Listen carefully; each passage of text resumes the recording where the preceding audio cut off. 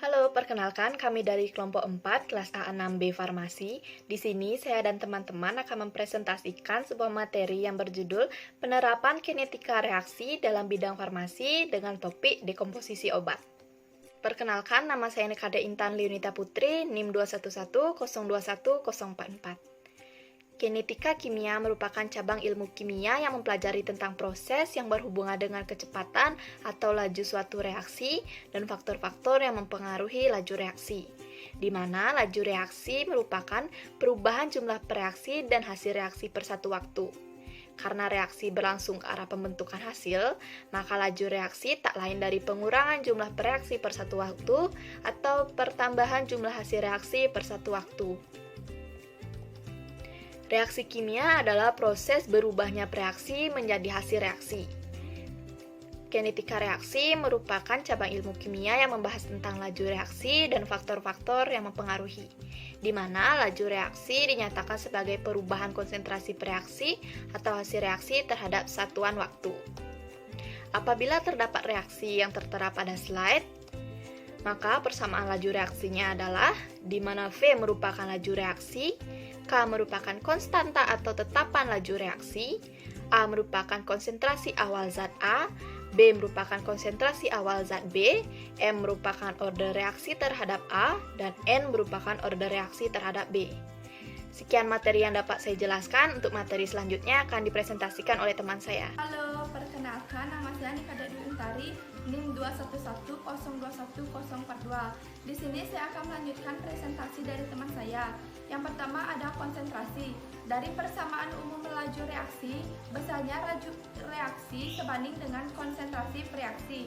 Jika natrium tiosulfa dicampur dengan asam kuat encer, maka akan timbul endapan putih. Berhasil atau gagalnya suatu proses komersial untuk menghasilkan suatu senyawa sering tergantung pada penggunaan katalis yang cocok. Selang suhu dan tekanan yang dapat digunakan dalam proses industri tidak mungkin berlangsung dalam reaksi biokimia. Kedua ada temperatur atau suhu.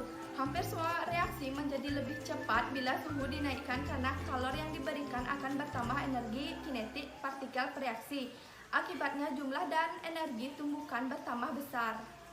Ketiga, luas permukaan. Semakin reaktif dari sifat reaksi, laju reaksi akan semakin bertambah atau reaksi berlangsung semakin cepat.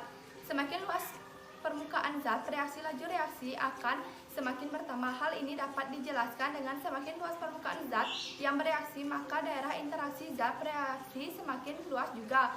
Permukaan zat bereaksi dapat diperluas dengan memperkecil ukuran bereaksi. Dan yang keempat ada katalis. Katalis adalah zat yang ditambahkan ke dalam suatu reaksi untuk mempercepat jalannya reaksi. Katalis biasanya ikut bereaksi sementara dan kemudian terbentuk kembali sebagai zat bebas. Suatu reaksi yang menggunakan katalis disebut reaksi katalis dan prosesnya disebut katalisme. Materi selanjutnya akan dijelaskan oleh teman saya. Nama saya Nikade Chandra Korniadianti, NIM 211021041. Di sini saya akan melanjutkan presentasi dari teman saya tentang bentuk atau tipe reaksi utama yang dapat menyebabkan terjadinya degradasi senyawa obat.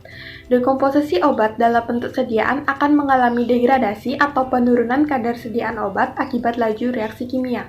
Yang pertama ada reaksi hidrolisis. Reaksi hidrolisis adalah reaksi kimia yang memecah molekul air H2O menjadi kation hidrogen H+ dan anion hidroksida OH- melalui suatu proses kimia.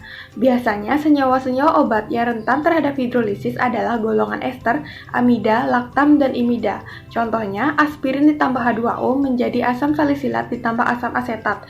Prosain ditambah H2O menjadi asam p-aminobenzoat ditambah beta-dietilamena etanol. Proteksi reaksi hidrolisis dapat dilakukan dengan eliminasi atau menurunkan kandungan H2O, mengatur pH medium sediaan, dan pembentukan kompleks. Selanjutnya ada reaksi fotolisis. Reaksi fotolisis adalah reaksi kimia yang mengalami penguraian obat oleh cahaya. Biasanya, reaksi yang sering terjadi pada fotolisis adalah reaksi hidrogen-oksigen, polimerisasi radikal, reaksi berantai, dan reaksi penataan ulang. Contohnya, fenotiazin, chlorpromazine, hidrokorison, prednisolon, riboflavin, dan asam folat. Proteksi reaksi fotolisis dapat dilakukan dengan cara menggunakan wadah berupa botol coklat atau berwarna gelap, melapisi tablet dengan polimer film yang mengandung absorbers UV, dan ditambah hals untuk memulung bentuk obat yang tidak stabil atau radikal sehingga obat tidak dapat diserang oleh radikal dan obat kembali stabil. Presentasi selanjutnya akan dilanjutkan oleh teman saya. Halo, perkenalkan nama saya Nikomai Puranya Paramita, NIM 211021052. Di sini saya akan melanjutkan presentasi dari teman saya, yaitu materi ketiga, reaksi oksidasi. Reaksi oksidasi adalah interaksi kontak langsung di antara molekul oksigen dengan semua zat berbeda dari benda mati. Biasanya, senyawa-senyawa obat yang rentan terhadap oksidasi yaitu golongan steroid, asam-asam lemak tidak jenuh, dan senyawa obat yang mengandung ikatan rangkap terkonjugsi. Adapun contohnya itu asam askorbat tambah O2 menjadi asam dehidroaskorbat. Adapun proteksi reaksi oksidasi yang pertama ada eliminasi O2, ada gas inert, kemasan vakum. Yang kedua ada penambahan antioksidan ke dalam sistem sediaan. Yang ketiga ada pengaturan suhu. Yang keempat ada pengaturan cahaya. Yang kelima hindari kontak dengan ion dan logam berat seperti Fe, CO, dan Ni. Halo, perkenalkan nama saya Niluh Putu Prayoni, NIM 211021056. Di sini saya akan melanjutkan presentasi dari teman saya, yaitu yang keempat, terdapat reaksi isomerisasi. Reaksi isomerisasi adalah proses perubahan obat menjadi bentuk isomer optis atau geometris. Contohnya yaitu ada adrenalin atau epinefrin, yaitu rasimisasi dalam lautan asam, tetrasiklin atau epinerisasi dalam lautan asam, cefalosporin atau isomerisasi katalis basa, vitamin A atau cis trans isomerisasi, pilocarpin atau epimerisasi oleh katalis basa, tetrasiklin seperti rolitetrasiklin, dan egotarmin atau epimerisasi oleh katalis asam.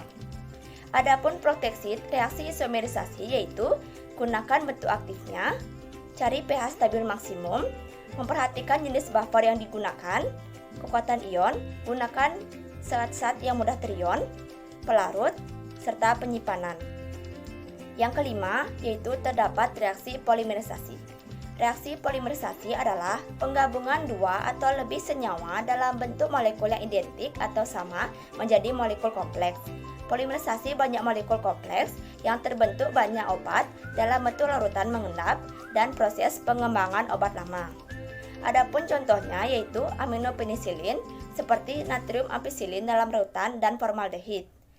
Adapun proteksi terjadinya polimerisasi yaitu gunakan pH dalam larutan buffer yang sesuai, penggunaan pelarut dan kekuatan ion, cahaya dan temperatur yang sesuai. Selanjutnya saya kembalikan kepada teman saya. Sekian presentasi dari kelompok kami. Apabila ada kesalahan kata atau kata-kata yang kurang berkenan, kami mohon maaf. Sekian dan terima kasih.